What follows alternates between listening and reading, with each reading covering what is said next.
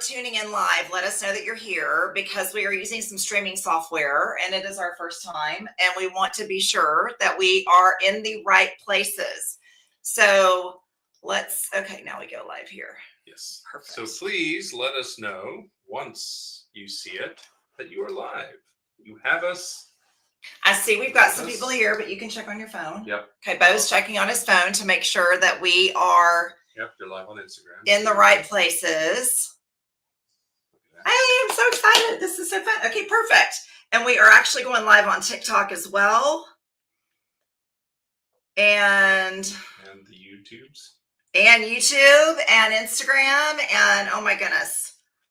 Hold on. We're gonna get situated and then we'll get going. We are quite high tech to be in 4 platforms. Live on 4 platforms at once. It is quite a lot. Oh, we can't do this. We got to confirm our age and stuff. Hey, forget it. It's fine. Why don't freak out. It's challenging to confirm our age. And I already did that. And then you have to put your social and do face recognition and stuff. Okay. Yeah. It's right. Anyway. Okay. So we are super excited to be here tonight. It is myself and Bo, and of course, and we are here to do my official Trusting You book launch. So as you are here live with us, do me a favor and put in the comments that you are here because we actually have a moderator that is going to be helping us with comments, questions, etc. And we will officially have a Q&A that we will do later on in tonight's book launch. So we are super honored that you are spending some time with us here. Yes, so welcome everybody.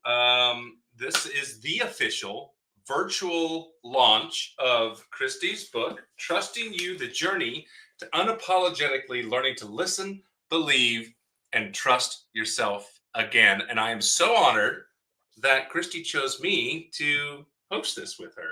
Well, I figured he was trained. For those people that don't know Bo, he is a trained actor. And I thought, it's perfect. He'll get to use his skills. So it worked out together. So, hey, everyone. So first of all, I want to acknowledge that, again, if you're just joining us, we are live on Facebook. We're live on YouTube. And we're live on Instagram. If you're watching us on Instagram, I'm sorry. It requires me sit like this. Like this. And I know it's cute, but it's a little awkward. It's a little awkward. So you're going to get me most of like this. So if you want the full landscape mode and get the beauty of all of us, then I recommend that you go to Facebook or YouTube. But if you just want Christy, that's fine. You can stay on Instagram. So, so welcome everybody. Introduce myself. Most of you, I'm sure, know me, but for those of you that do not, I'll just give myself a brief introduction. Again, I'm Bo Trujillo. I'm Christy's husband of 2 years next week. Yes. Happy anniversary to us, early anniversary. So if you've read the book, I think there's a mention of me in there. You've read it. Okay. I didn't remove it. So, a little history of us there. But, so yes, Christy mentioned I actually do have a theater background. So it's fun for me to be able to be on camera again. I was a theater major. Went to grad school to get my master's in theater. I didn't finish, but the intent was there. I was a working actor for many years. And then life happens, you become a parent, and that becomes priority number 1. So stepped away from that, but still love it. It's in my blood. We go to the theater all the time. All the time. So making sure that I hold on to that as best I can. So again, I'm so proud to be able to be a part of this whole process, to be a partner with Christy, to have helped her during the journey of writing this book, to be a confidant, an ear, someone to proofread, and then now to co-host the launch party. So thank you all for joining us across all of our platforms here. We're streaming, like I said, across Facebook, Instagram, and YouTube. We wanted to make sure we reached as many people as possible that aren't able to join us for our in-person launch this Saturday. So if you are in the DFW area and would like to join us this Saturday, You're welcome. you are welcome. And I believe there will be food and drinks. Of course. So if that entices you, come on. So, all right. So before we get started into this whole thing, just a few housekeeping items here I want to go over. We do have a moderator, so do not be shy in the chat, in comments, interactive, questions, comments, rude remarks. Hold those to yourselves, I guess, if you feel so inclined. Our moderator is going to collect any questions that you may have throughout the whole live, and we will have a Q&A session at the end of this broadcast. So stick around for that. And also, there is going to be a fun giveaway. So if you have been following along with the book launch, Christy has asked for you to take pictures as you received your book, to take a picture and to tag Christy on social media, and you will be entered in to win $100 of Amazon gift cards. Merry Christmas. Yes. Will come in handy. Yes. So if this is enticing, too bad you missed your point. Your chance. You were supposed to take a picture of you in the book and post it on social media and tag Christy. So we will also be doing the drawing for that at the end of the broadcast. And also want to give a special shout out and thank you to the pre-launch team for those who volunteered to get an advanced copy of the book, to read it, and to, on day one of the actual book going live on Barnes & Noble and Amazon, to leave a verified review. So for those of you who have not done that, please, and thank you. It is so vital for this effort, for this grassroots effort, for Christy being a first-time author, although she's well-known and loved amongst this circle of people, still trying to get her name and her brand and her book out there to the masses. And the best way to do that is to leave reviews on Amazon and Barnes & Noble. So if you have not done that, just a gentle reminder to please leave a review on those pages. So here's a quick little agenda of what tonight is going to look like. We will be doing an interview with Christy, the author herself. We have some questions that we've already put down, and we'll walk through those. We'll have a little discussion about all that. Then Christy has chosen a section of, I think, what she considers her favorite chapter of the book, and she's going to be reading that as well. And then, as I mentioned, we will wrap with a live Q&A session. So again, if you're just joining us, don't hesitate. You've got questions for Christy. You've got questions for me, I guess, but I imagine they're all for Christy. Put them in the chat, and our moderator will be collecting those, and we'll have a Q&A at the end. And then we'll wrap again the very end with a drawing for $100 Amazon gift cards. So get comfy. Again, don't be shy. Say hi. Grab a beverage if you would like to. If that helps you just settle into the mood of everything, and join us. So now it's my honor to introduce the author, my wife, Christy Trujillo. Thank you, babe. Well, I'm super excited about this. I have dreamed of this, and not really necessarily dreamed of the opportunity to be an author. I have dreamed of the opportunity to be here in this space after several life challenges. I remember not long after my divorce, my sister Tish sending me a photo of a friend of hers. And Tish, you're probably watching and you're like, I don't remember this. A friend of hers who was 2 years post-divorce, and she had done a post on social media of her bridal party from the wedding that she divorced from, talking about how much she had healed and how grateful she was for that chapter of her life. And I remember dreaming of the time where I would feel that strong. And I'm there. That is what I've dreamed of, is being in a very healthy place. And it's taken a lot of outside sources, people that don't know me, podcasters, authors, etc., to help me get to this place after cancer and after a divorce and after a challenging business lawsuit. But I'm here. And so that is what I'm most excited about, being in this space tonight and sharing this with all of you. So thank you. Awesome.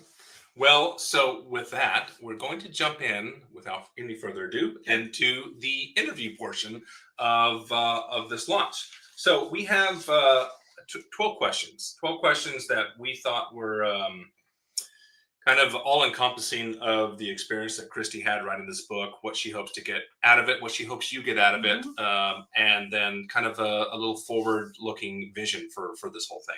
So what we're going to do, we're going to start from the very beginning for Christy and ask her where the idea for this book came from.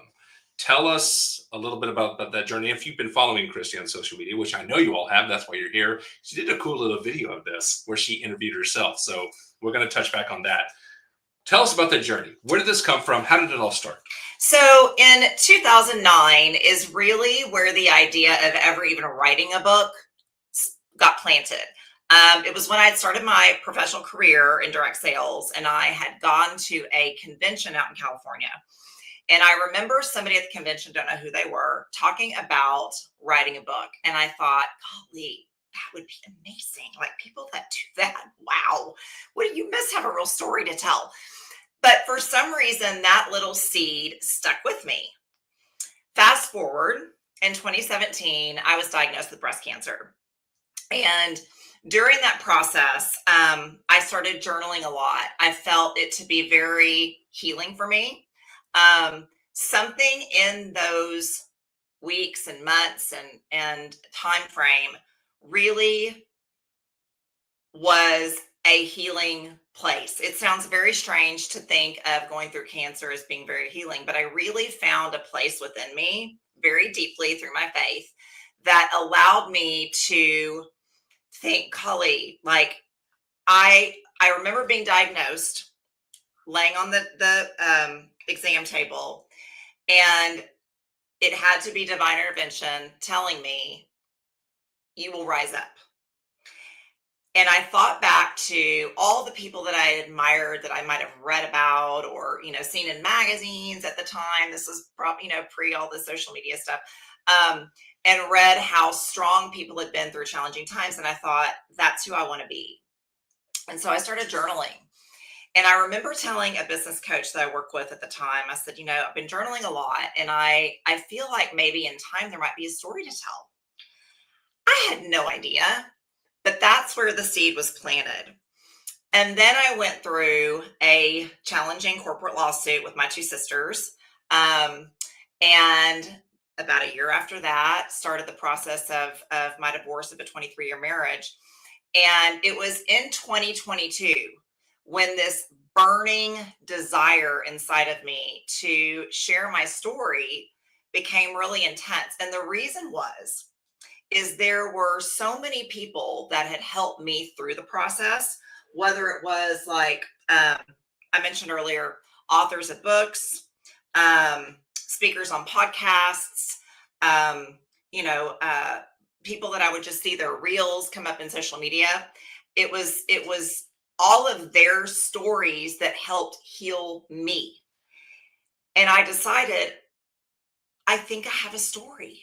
I think I have a story of overcoming. I think I have a story of learning to trust myself again, that possibly could help somebody else. And so that is where it all began. Little did I know that I really feel now that those challenges were setting me up to be the stronger person and to share and write this book. And I've heard this before, but talking about the journaling and how the book began, it all started with putting all this down on paper. And I know I've shared this with you before, but when I started therapy for myself, which it was one of the most amazing things of my life, my therapist recommended that I journal, get these things down on paper, work on it with myself. But then when I'm done, to toss it, to burn it, to tear it up, to throw it away, to purge it. But it's so interesting that you've taken this and then now made it into a book to put out there and help others, to share your story. So I love that. That's awesome.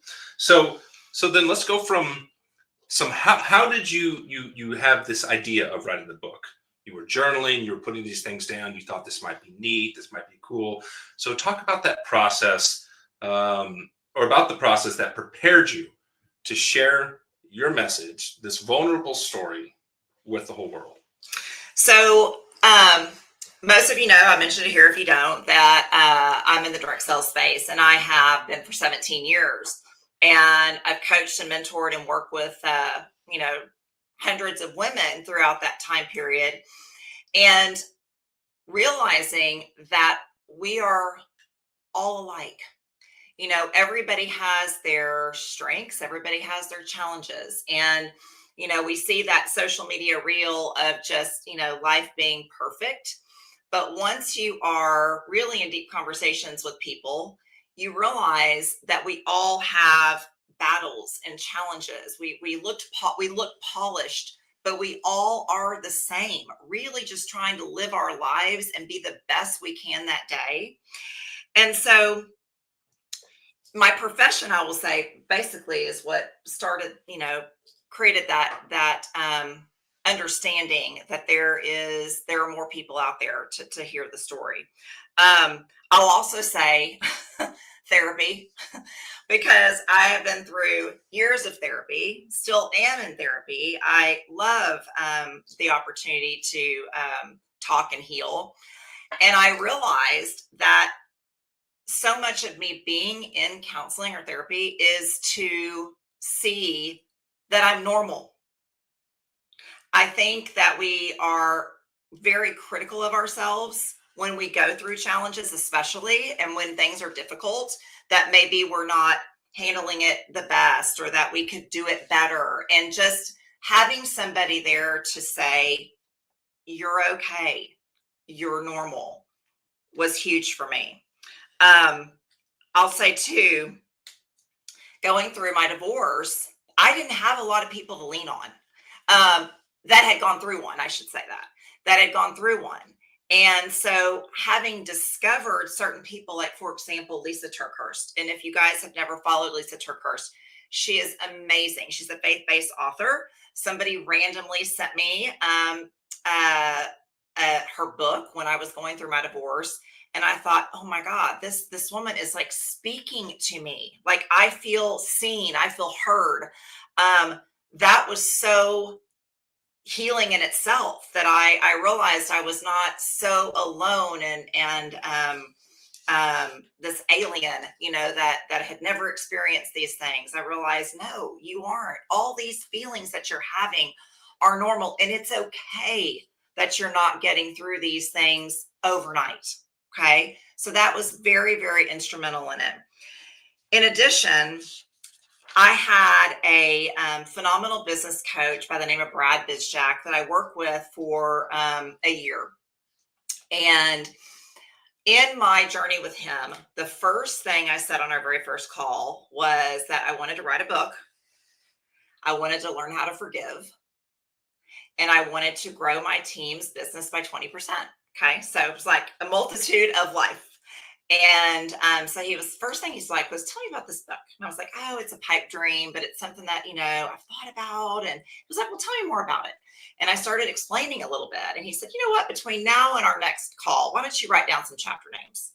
And I was like, okay. So we took a trip to New York. We love to go to Manhattan. You guys know that. And the whole flight, all I could do was just journal, all the chapters. And when we got back on our next call, he said to me, he said, I can tell this is a burning desire inside of you, and that desire will not go away. Those desires are divinely put there, and either you do it or you will probably regret not doing it. And I knew he was right. So I credit him hugely to giving me that confidence to go forward, because it's a very scary thing to do something completely out of our comfort zone, which all of you know. So that's, I'm sitting here making little notes of these things. And we are so, all of us are so guilty. And I know, I'm just going to speak for me. I know you said it, but for me, I'm so highly critical of myself. And when we go through tough times, we're so quick to condemn ourselves, to judge ourselves. And then that leads us to isolating ourselves, to withdrawing Mhm. and going through that dark place. And what you did here is the exact opposite, right? You leaned into it. Right. Not easy, but No, yes. no, Yeah. never saying that it is easy. It's never Yeah. easy to lean into these difficult times, to lean into hardships, and then to lean into the vulnerability of opening up and sharing those things. Um, but and then there's something else here. A couple of things. I said it's okay. It's okay Mhm. to fail. It's okay to feel like you failed, to process that and understand what that means. But then it's okay. How do we move forward? And Mhm. then, like you said, it's that burning desire within you. And how many of us we have throughout our lives any number of burning desires, whether that's to write a book, or it's to travel, or it's to start your own business. But we're so quick to shut them down, say we're not capable of it.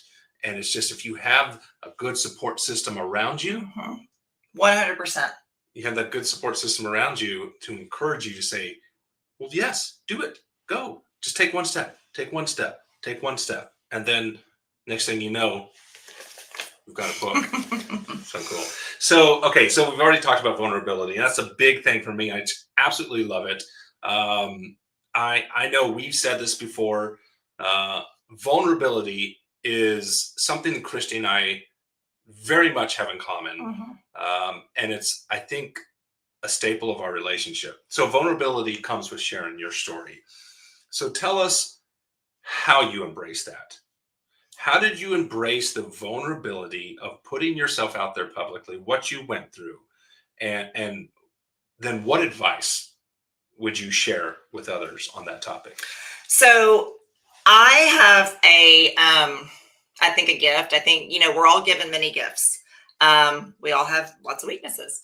And all of our gifts can have really positive things and they can have really, negative things. But one of the gifts I do feel that I was given is the gift to be vulnerable. And it's been a part of my personality my entire life. Um, I, in high school, I was voted most friendly. Um, it's a part of my nature to connect with people, that desire to connect with people and be on a level playing field with people. Okay, that is just a part of my natural being. But something I have learned through my process of life's challenges, starting with cancer, was that when we go through life's challenges, one of the reasons we go through them is to be able to help others when they go through them. And you guys know I talk about my faith often. Nobody has to believe like I do. This is just how Christy's brain thinks. But I literally will think to myself and say, when we go through challenges and we can help another person go through challenges, that help is Jesus's example on earth. If he were here to help hold your hand and help you, that is what he would be doing. And so I feel a huge calling to help people get through or feel more comfortable going through things I've been through. So thinking about it from a higher level of not, I just go through these things and this sucks. It's I'm going through these things, but how can I heal and get better and then help other people get better? And that requires being vulnerable. And I'm grateful I do have the comfort level of doing that because I do feel that it will lead to helping other people. I do want to read this though. I wrote this down and I thought this is great that I wanted to read it. I've never believed vulnerability makes a person weak. I've always felt like it's a bridge that connects one human heart to another. And it's so, so true. So yes, it's scary to do this. It's very scary, but it's what was so important to me to have a pre-launch team and the feedback that I've been given from the pre-launch team of how certain words spoke to that person and what it's done to them is all I need to hear to make it feel worth it. at this point, if nobody else ever read this book, I will feel that it was worth it because of just the feedback that I've gotten from those so far. So, I think about being vulnerable, and in this social media world that we live in, where we're all over social media posting these pictures of us dressed up and on trips and with our families, and it's happy, happy, happy. Then in our own private lives, we feel so insecure. And going back to that power of being vulnerable with people, putting your story out there, hey, letting you know you're not alone. You're not going through something alone. And it's that, like you said, I wrote it down. It's that power to connect with human hearts, right? To let somebody know through true empathy of knowing, hey, I've been there. I've been there. I get that. I know that feeling. And then the ability to sit there in the mud with somebody and share with them your feelings and just let them know, hey, my heart feels your heart. It's a powerful, powerful, just secret weapon, I think. Then again, Well, I know it's a huge reason why we connected as we did, was just having been in the mud and, sat in the mud together. So Yeah. it's a powerful thing. Yes. So I'm going to take this moment real quick. So again, we're live on Facebook, Instagram, and YouTube. If you're on Instagram, I'm sorry, you're getting mostly Christy in the shoulder and have to sit like this the whole time. So we're glad you're joining us on Instagram. But if you would like the big landscape picture, hop over to Facebook or hop over to YouTube, and you can catch us in landscape mode there. So just wanted to take that brief 30-second commercial break. All right. So next question. There's a lot to take away. Again, if you haven't read the book, please get your copy and read the book. If you have, there's so many wonderful nuggets in there. There's so many things to take away. But what I want to ask you is, what is the one thing you hope people take away from your story? That life happens for you, not to you. And if you can look at your circumstances and you can look at the events that happen within your life with that lens, you will constantly be growing. And that is what I hope by sharing my story, that it'll give you a story to lean on to go, okay, I can do that too. I can get through that too.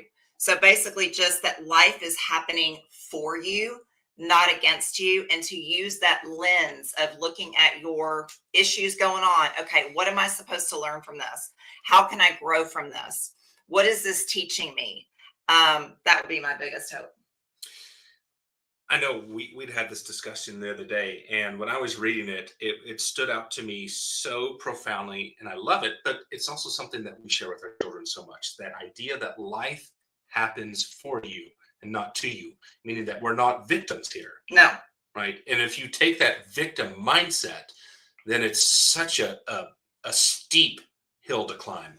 When you're in those dark times and you're thinking, why is this happening to me? I'm everything's just beating me down. Life is so hard. And I get it. Been there, felt it. And it's so okay if you feel it. You just got to pull your panties up and just keep going. But,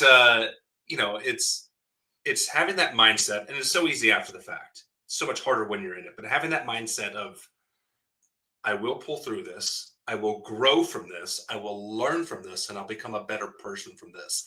And I know I can speak from personal experience, having gone through a divorce, and it's something that Christy and I share with each other, is as awful as it was, as heartbreaking, gut-wrenching, just thinking your world is collapsing. You think, okay, how do I become a better person because of this? Yeah. Because of what's happened to me, how do I become a better man, a better woman, whoever, but for your family, how do I become a better parent? How do I become a better sibling? How do I become a better friend? How do I become a better spouse, partner to whoever's in my life? And you take that mindset and think, this is happening for me. Mm-hmm. And there's something to learn, and there's something to gain and grow from this. So absolutely love that. So as you're writing this book and you're thinking, what's it for? Who's it for? Who did you have in mind when you were writing this book? So the very first people that I wrote this for is my daughters. I had to decide, if nobody else ever read this book, that would be okay. They would have it for them. I would be leaving a legacy, because what I hope as a mom, the biggest lesson that I want to share with my girls, because it's been my journey, is that when hardship happens, that you can overcome by digging in, like we shared a second ago, that life happens for you. What can you learn from that? And I want them to see that strength. I want them to have that strength, because life will throw curveballs. And having those examples in your life of the people that were strong around you and your roots, which I talk about, leaning into your roots. I want them to have that. So I had to be okay that if I was going to invest this time, effort, etc., then I was doing it primarily for them. Secondarily, any woman, and Bo constantly reminds me, he's like, Christy, I got a lot out of the book too. His dad read it, got a lot out of it. But specifically women that have gone through life's challenges, if this can get into your hands and help you in any way, then I'm proud. And that's what I hope for. So it's written for two people. Well, as parents, it's just a constant sacrifice, right? And you think, if nobody buys this book, if nobody else reads this book, it was for my kids, and it was worth it, right? So I love that. So the next question is, as daunting as writing a book is, pretty scary. I've never done it. Pretty scary. I think it's pretty daunting. But I want to ask you, what part of this whole process of writing, of editing, what part of it stretched you the most? What part was that you struggled with the most? So the very first thing that comes to my mind with this question, and there's a few things I want to share, but the very first thing is imposter syndrome. Okay. And I think any of us that start anything new, you feel like an imposter. And I thought, I would say, I'm not an author. And quickly my book coach would stop me, and she said, but you are. And so it was really hard for me to wrap my mind around the fact that I had anything worthy to share for somebody to read. That was probably the hardest thing for me to overcome. Second thing was, what stories to share? Like, think about your life. Like, what stories do you share? What's worthy for people to read? But the point being that was, what stories are going to really get my heart across? What stories are going to really be impactful to somebody to get the message across of how I lost myself through time, and how you find yourself again, and how you do that, or how I did it at least. So, that's the second thing. And then I would say the third thing that I think about is reading my own story objectively. Like, it's really hard to with your goal in mind of helping support as many women as possible that have gone through struggles similar to mine. How do I read it objectively and make sure it's getting that story, that point across? So that it was challenging. It's challenging.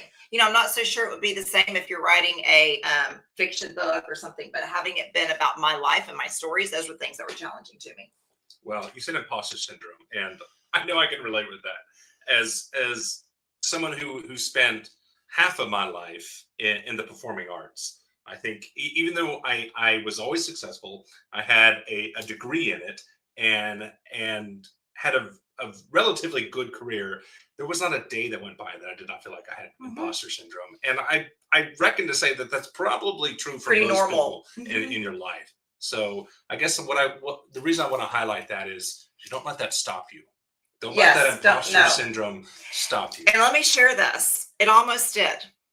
I had written, 2 versions of the book.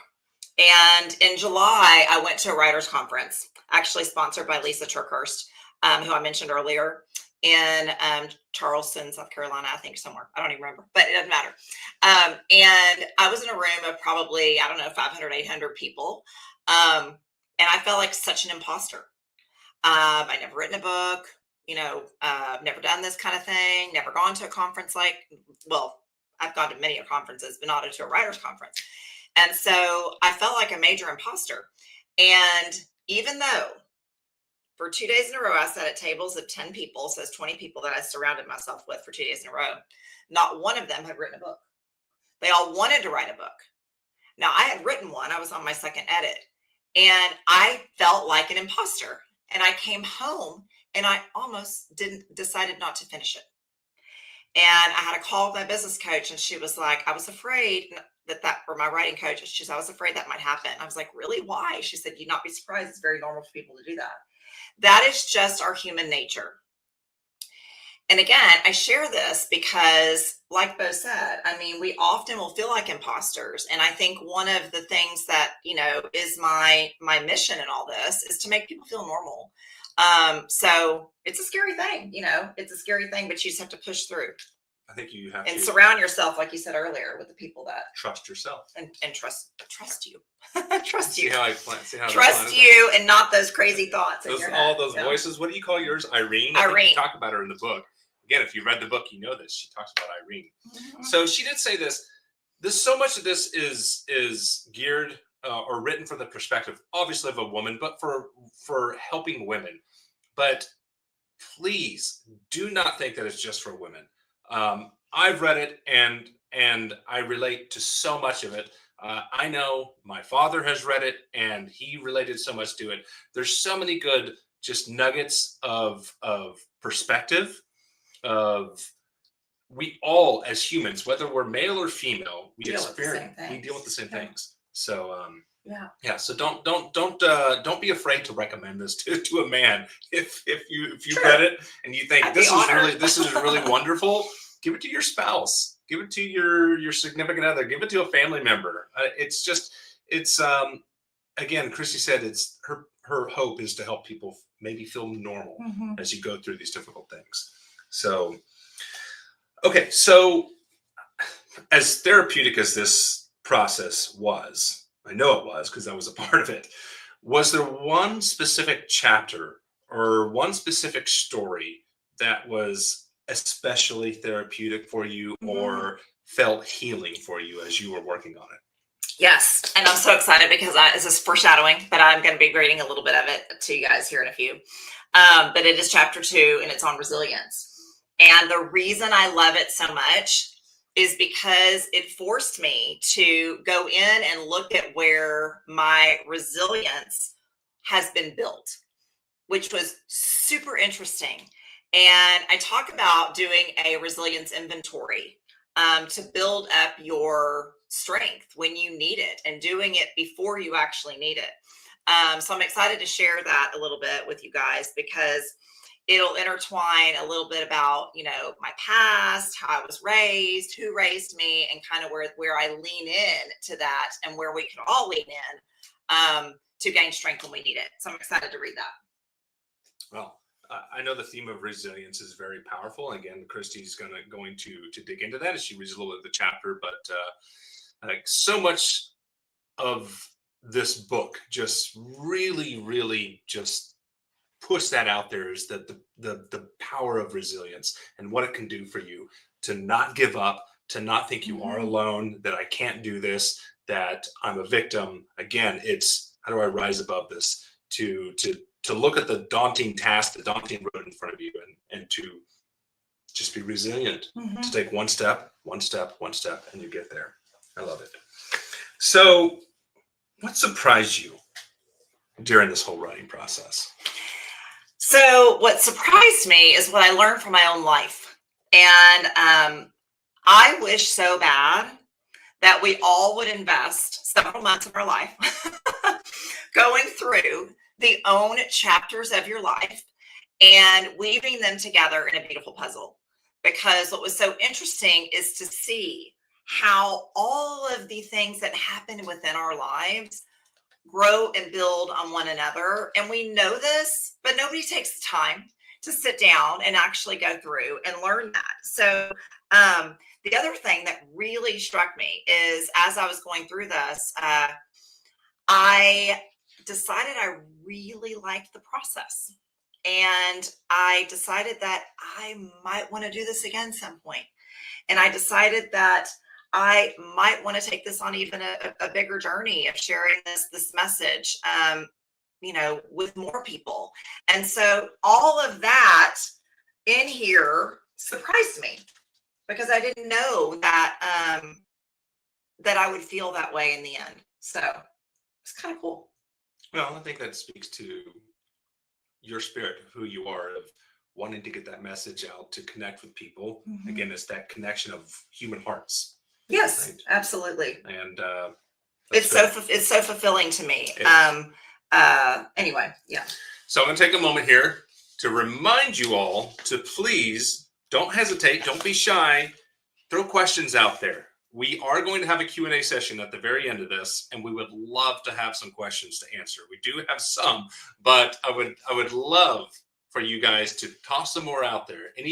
Anything you've been curious about, whether it's her journey, the book writing process, how it affected us, what role I played, anything, just don't hesitate.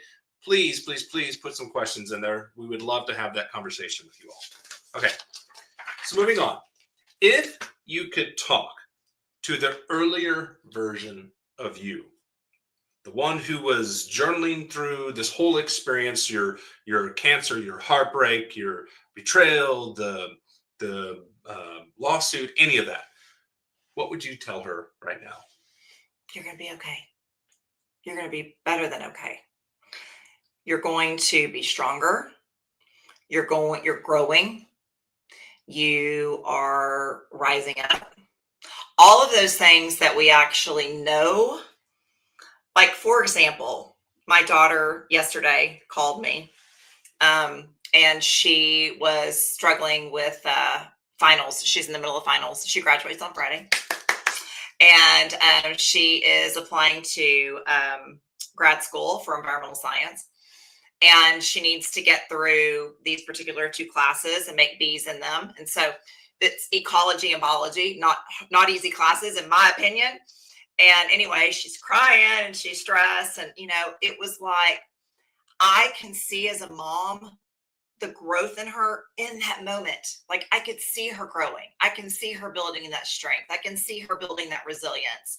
She can't see it, but that's what I would tell my younger self. The times where, in 2017, when I was scared to death going through the cancer and knowing I had 2 little girls, even though I knew by the statistics and so forth that I would be okay, it's still very scary. But I would say, you're going to be okay. You're going to be better than okay. So that's what I would tell her. You are going to be okay. Mm-hmm. And we have to tell ourselves that every day. Every day. But just lean into the hard times. It's not easy. But again, that's what this question is about. So you could tell yourself, if you can look back, tell your younger self, and we do it to our kids all the time. Trust me, we know, we've been there. Lean into it. It's going to be okay. You're going to grow. You're going to become stronger. Mm-hmm. Love it. So what ripple effect do you hope that this book creates? So I hope it helps start conversations at kitchen tables, at book clubs, at, girlfriends getting together for coffee. I hope that there is, support with one another to share the message that, we learn from our own challenges. Life is happening to you, is happening for you, not to you. But that is my hope. I hope that just the message gets out there more, that, when we start to lose trust in ourselves and who we are because we get beat down or go through the struggles, that you will rise again. And learning to trust yourself through some of the tools that I share, that I use, I'm just hoping that there's a ripple effect. Well, speaking of ripple effects, how do you hope that the readers will feel after finishing the very last page of this book? So in the book, I actually, in each chapter, I give reflective questions. And what's been so fun, again, about the pre-launch team is how so many of the readers have shared they loved the questions. And I'm going to be really honest with you. I was nervous about doing that because sometimes I could be terrible at doing the questions when I do devotionals and so forth. And I didn't do this in a devotional style writing, but the questions have been some of the things that people have loved the most. And so my hope is that people will be reflective and that they will be empowered. What's interesting is, this circle right here, you guys are the inner circle. You are the people that I know. You may read this and go, wow, I had no idea Christy wasn't confident in times. Yeah. And Bo's like, daily. So it's fun. I'm sure those that know me will read and think it's, interesting to hear all my flaws and stuff. But those that don't, I hope you learn from some of my challenges and mistakes and struggles, and you end more resilient, more reflective, and just more empowered, knowing you're not alone. Love it. So we are to the very last question of the interview process. So maybe most importantly, how can we help readers, or how can readers help this book reach those who need it? So share it, whether it's with a girlfriend, a sister, a cousin, a mother, share it. I've already had a few of the pre-launch people say, oh, I bought 2 copies to give as Christmas gifts. Again, the whole purpose is to just help people have the support that they need, like I did when I went through the struggles. So that's one way. You could share it on social media. If you read it, leave a review on Amazon or Barnes and Noble, and that way the message just gets out there more. So that's how you can do it. So yes, this is, like I said at the very beginning of the call, this is very much a grassroots effort. She's not Stephen King. I'm not. No, not Lisa TerKeurst or Mel Robbins. Rude. But these books aren't distributed out in bookstores. It's online only, and it's going to be word of mouth. And what is so important is we need those reviews. We need, if you have bought a book, to please jump on to whether it was Amazon or Barnes & Noble that you bought it, to leave a review. It helps the algorithm of the book. So it gets promoted, more people see it, and hopefully that person who needs it, who's hurting, who's trying to heal, who's walking through a difficult time in life, who is doubting themselves, who are questioning everything that they're going through, hopefully they'll find this book. The love and support, yeah. Right. So that's what it's about. So again, we thank you all so much. Those of you that are here, it means so much, and we're so appreciative of it. And we're going to continue to ask you to please share it as much as you can with anybody and everybody. So very grateful. All right. So now that we've done the interview process, we are going to transition to a reading. So we had mentioned this earlier, and we had mentioned this during the interview. It's one of my favorite parts of the book, and I know it's yours too, because that's why she picked it.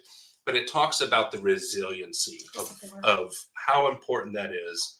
And I do believe, if I'm not mistaken, my favorite line, which we've talked about here a number of times, is life happens for you, not to you. And it's going to be in this reading. So let's go ahead and toss over to Christy. I think she's going to have a little introduction about what she's going to be reading, I think, and then she'll jump into her little section of reading. Well, it's just something I think everybody can relate to. And so, looking back, I think you're just going to be able to relate to it. So I'll just say that. Okay. We ready? I hated reading in front of the class. So this is going to be fun. All right. Trusting your resilience. The greatest misconception about resilience is that it's about being unbreakable. It's not. True resilience is about trusting that when you do break, you can rebuild yourself into something even stronger. But man, it's so hard when you're in the thick of it. I've learned that resilience and trust are 2 sides of the same coin. You cannot build one without the other. When life delivers its inevitable blows, Resilience doesn't ask if you're strong enough to withstand them. It asks if you trust yourself enough to be transformed by them. My understanding of this began long before I experienced my own trials. In fact, resilience was sewn into the very fabric of my family history, quite literally. When Fidel Castro took over Cuba, my mother's family found themselves at crossroads. As Castro began requiring children to work in the sugarcane fields for 6 weeks, returning only on the weekends, my grandmother drew the line in the sand. She declared it was time for them to leave. But leaving wasn't as simple as booking a flight. They had to be secretive, strategic, and above all, brave. My great grandfather, understanding that they would need resources to rebuild their lives, took my 15-year-old mother to buy 3 pieces of fine jewelry. She picked them out herself with understanding that if they needed to sell them, she would have to be okay with that. The pieces were innocent enough for a young girl traveling, but valuable enough to provide a financial safety net if needed. More ingeniously, he had American checks from the family's grocery store business carefully sewn into the hem of my mother's skirt. Those hidden checks represented more than money. They embodied hope, possibility, and the foresight of a man who understood that sometimes survival requires both preparation and audacity. They left everything else behind: their home, their possessions, their entire way of life. Yet what they carried with them was far more valuable: resilience, determination, and an unwavering trust that they would rebuild. Unlike most Cuban immigrants who found a community in Miami's welcoming shores, my mother's family landed in Dallas, Texas in 1960, where Spanish was as rare as palm trees. She was the only Spanish-speaking student in her entire high school, a reality that seems almost unimaginable in today's Dallas, where the halls of that same school now echo with more Spanish than English. In Dallas, a local church, White Rock United Methodist Church, helped them find housing, which was just the beginning of their challenges. My grandfather was sick and unable to work full-time. My uncle was mentally handicapped, requiring constant care and attention. And my mother, at 15, found herself navigating not just a new country, but a new language, new customs, and a new level of responsibility that would have crushed many adults, let alone a teenager. When I asked my mother if she felt secondary to her brother's needs or if she ever felt neglected amid all the family challenges, her response was immediate and firm. No, I still got all the love I needed. I've come to believe that resilience is often born in seasons of scarcity. For my family, every penny was saved. Every resource was carefully managed. My grandmother would save ketchup packets from Whataburger to use at the home. Some might see this as extreme frugality, but I see it differently now. It wasn't about being cheap. It was about respecting resources, understanding their true value, and never taking anything for granted. When my younger sister was planning her wedding and we were touring lavish venues in Dallas, my mother broke down in tears, something I rarely witnessed. I just can't stomach spending that kind of money, even though we could, she said. There are people that don't have things they need. This is not necessary. She wasn't denying us nice things. She was helping us understand the difference between what you can do and what you should do. Despite these challenges in her upbringing, or perhaps because of them, my mother thrived. She earned a full scholarship to Southern Methodist University, borrowing the family car to drive herself to classes. My grandmother refused to let circumstances define her. There are possibilities, she said. Education was key in my mom's family, and it became more sacred after they lost everything in Cuba. My mom used to say, someone can take away your money, but they cannot take away your education. This philosophy became the foundation of their new life in America. This resilience, this ability to trust in the process of rebuilding, became the backbone of how she raised us. Where others might have seen hardship, she saw character building. Where others might have gotten lost in self-pity, she found purpose. Even now, in my own moments of challenges, I hear her voice clearly put this into perspective. More than family legends, these stories became my roadmap for resilience. Every time I face adversity, I've heard those same voices of generations of resilient women speaking through me, reminding me that our circumstances don't define us, our responses to them do. Life has taught me to make a practice of approaching challenges with purpose rather than fear. When faced with difficult situations, I often create rituals that transform what could be periods of despair into opportunities for expected growth. Some may call it toxic positivity, when it's actually strategic resilience, a deliberate choice to find meaning even in suffering. One practice I found particularly powerful is, rather than pushing through those difficult days, I intentionally look for where God is reminding me of the blessings throughout the day. When I'm struggling, I slow down, open my eyes to the gifts that might otherwise go unnoticed in a rush. Recently, during a particularly difficult day, instead of hurrying through my to-do list, I felt prompted to stop by a friend's home. What started as dropping something off turned into an invitation for coffee and meaningful conversations with people I wouldn't otherwise have even met. And I didn't, if I didn't slow down that day. Those moments of grace appear in countless ways.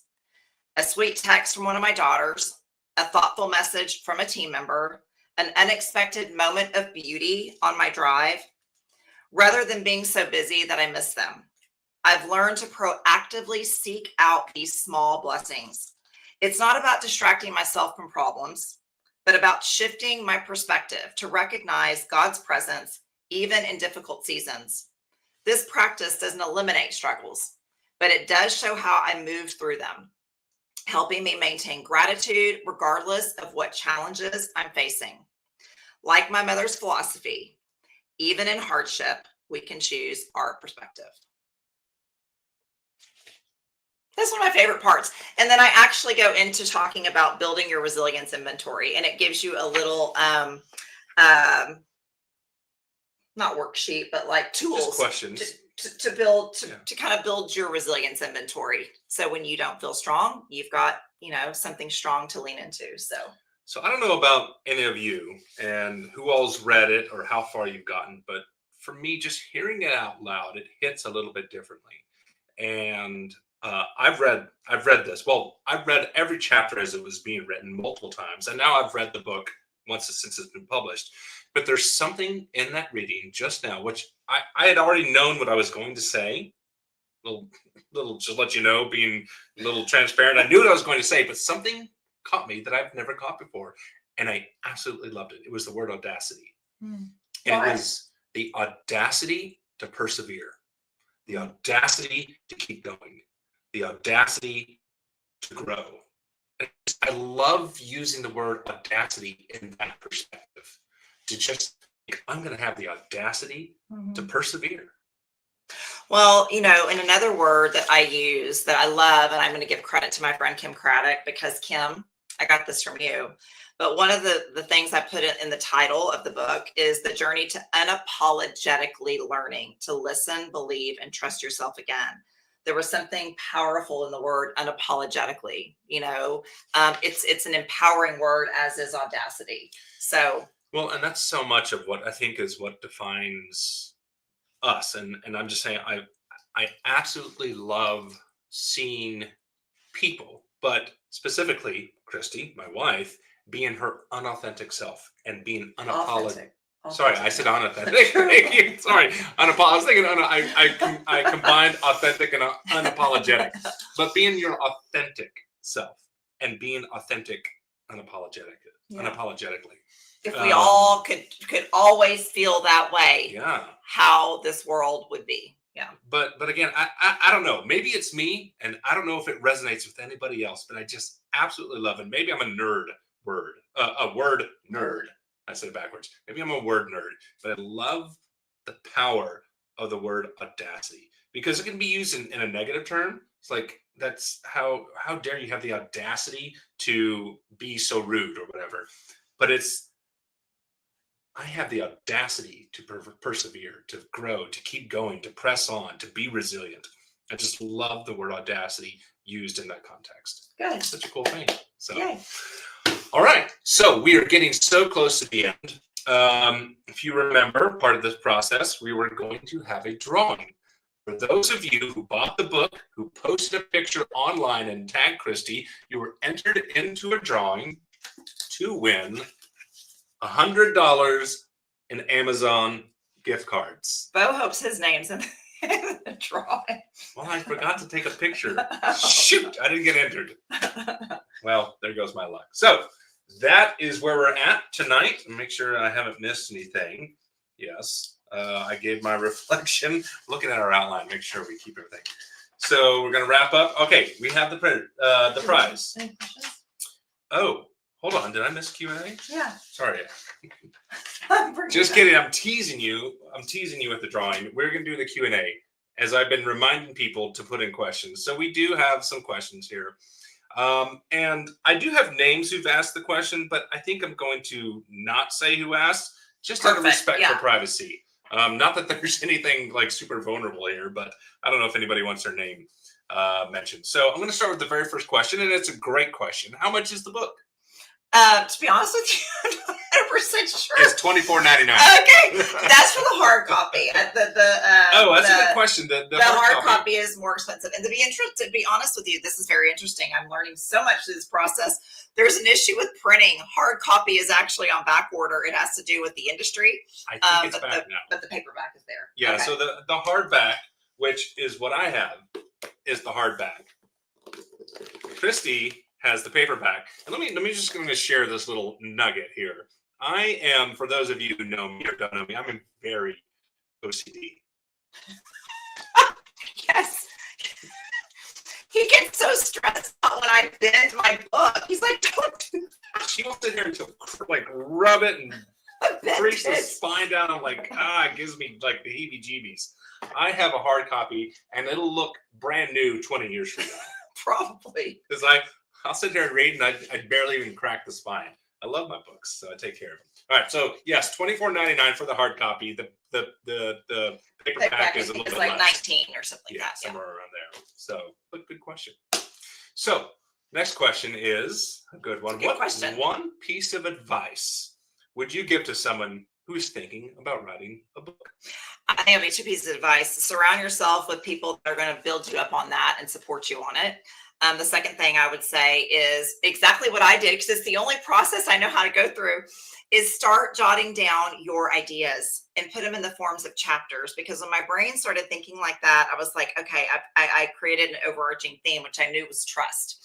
And so that would be my piece of advice is and there's so many online resources. There are book coaches, which I did because I knew it would be faster for me to do that. But that's what I would say to do, and just to do it. So take that first step. Yeah. Mm-hmm. One step at a time. All right. So have your daughters read the book? And if so, what are the reactions? Not yet. One of them's 18, and I'd be, her reading a book, we'll see. I'm sure she will at some point. But my other daughter, it's come out and she's been in the middle of finals. So it's like propped up on her bookshelf in her room. She's so proud of it. But no, she hasn't read it yet. So I'm excited. They have read the acknowledgments because they're in the acknowledgments, but soon. All right. So this is a good question. Do you feel like you could mentor someone that wants to write a book that has had hardships, that has had hardships to overcome and wants to persevere? I'll be really honest with you. No, I don't feel like I am any pro in guiding anybody in that. If you want to build an online jewelry business, I can absolutely coach you and mentor you in doing that. But I'm joking. But I don't feel like I have enough experience to coach somebody writing a book. So I have enough experience to coach you to go through your fears, but not necessarily coach you through writing a book. No. Well, I'm going to stop you here. I'm going to step in and say I think it's a little bit of the imposter syndrome. Well, it could be possibly right. I'm willing to admit that. Because, I mean, you've done it. That's true. That's true. And I mean, honestly, once you've done something, you can help others do the same. So possibly, but not really my desire. But I guess to the point of this question, if somebody was looking for someone to help mentor, Encouragement. I would absolutely encourage somebody. yeah. Yeah. I mean, whether that's, I mean, you don't have to be like the official, like your book writing coach, No, right? But you can maybe that's my comparison. You can mentor. Yeah, right? I You can- can yeah. guide. You can give feedback, and here's some next steps and some I suggestions. absolutely could. I'm not giving myself But specifically to this question, someone who has had hardships to overcome and wants to persevere, very much so, right? Well, thanks, Very babe. much so. So lean into that. Okay. Okay. So I think this is a great question here. Any future plans to do an audio version? Yes, of the book? yes, that was going to be a 2026 project for me because you have to go to a recording studio, etc. But I have been encouraged to do it in my own voice. You know, one of the things that's so interesting about seeing your life play out, my sister Tish and I both majored in speech communication. And so, you know, I've had tons of experience in speaking. We always hate to hear our own voices, but I do feel like it would be most beneficial to do it in my own voice. That's what I want to do. So I will walk through that door in 2026 and figure out how to do that. Be fun. So along the same lines as the audiobook, what is the future of this book? What do you see yourself doing next? So I want to continue promoting the book. I want to, honestly, I'd love to speak on it. I'd love to, you know, whether it is in, you know, church groups, women's groups, book clubs, and be there to share, you know, my story and the book. I would love to do that. So that is something I'm going to pursue. So keep that in mind. If you, you know, like Christy said, have church groups, women's groups, support groups, book clubs, business leaders, anybody who maybe have an event, would be looking for a speaker. Would love to do that. Would love to do that. So I think that's what's in the horizon. That's what's down the pipeline. To continue spreading the message of this book. Yeah. That message of you're not alone. The message of perseverance and resilience, the message of having the audacity to persevere. Maybe I'll put that on my Instagram bio. Love it. The audacity to persevere. I kind of like it. Maybe I'll do it. I don't know. So that's it for the questions we have. So thank you so much for now putting it's those time for a questions. gift back. Yes. So now We're gonna do a gift now back. we're gonna do the drawing. So again, thank you so much for everybody who supported, who took a picture, who bought the book, who took a picture, posted it online, tagged So Christy. sweet. And the feedback, and I've reshared all that stuff. It's just been so wonderful. Yes. Thank you all so much. So here we go. We have a bag here with lots of pieces of paper, lots of names. Lots of noise. So Christy is going to reach in and figure out who's going to get $100 of Amazon gift cards for you to buy $100 worth of books to give to people. I'm just kidding. And I think she's here live. Dawn Smith. Okay. Yay. I have to share something about this woman. This woman is amazing. I've met her through my Park Lane business. She is absolutely precious. We've never met in person. She is one of the most supportive women. And Dawn, I'm actually going to challenge you. I think you need to write a book. She's got an amazing story about domestic abuse. She is a huge supporter of a safe place, a safe house. I actually did a fundraiser with her with Park Lane to raise money for Safe Place. But I am so happy to have drawn your name and to be giving you that $100 gift card. So get something fun. Yay, Dawn. Get something fun. Thank you, Dawn. Thank you so much for your support, Dawn, and glad you were able to win the $100. So we have come to the end. We are sitting just a little over an hour. So thank you all so much for being here with us. So much. So fun. Really appreciate it. I think I just want to say, I'm going to give Christy the final thoughts, but I just want to say publicly how proud I am of this woman and what she's done, how she has persevered, how she has leaned into her vulnerability to share her story, to lead and mentor and support and love all those who are around her. It is what drew me to her. From the day we met, the very first time we sat down and had coffee, it was her spirit. It was her spirit and her energy that drew me in.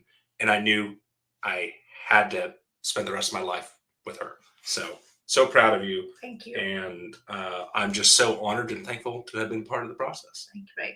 So Couldn't have done it without the support, but thank you guys again.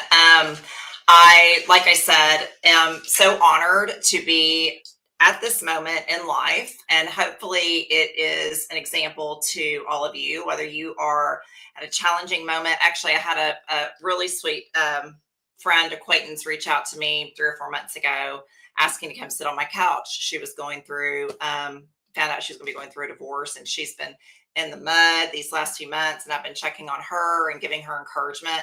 And I know she looks to me where I looked to others that were 2 years out, that were 3 years out, when your life has been, completely changed, where you don't have a vision of where you're going to be, needing that encouragement. So that is my hope, is that my story can help support and love and guide somebody else. But just thank you so much. Thank you, babe, for being willing to do this. And I'm excited to see what the future brings. So thank you guys. Have a wonderful evening. And those of y'all that are local, we hope to see you on Saturday. So. See you on Saturday, DFW folks. Or if you're not in DFW and you want to travel in town, come see you're us. welcome. All right. Thank you guys. Good night, everybody. Good night.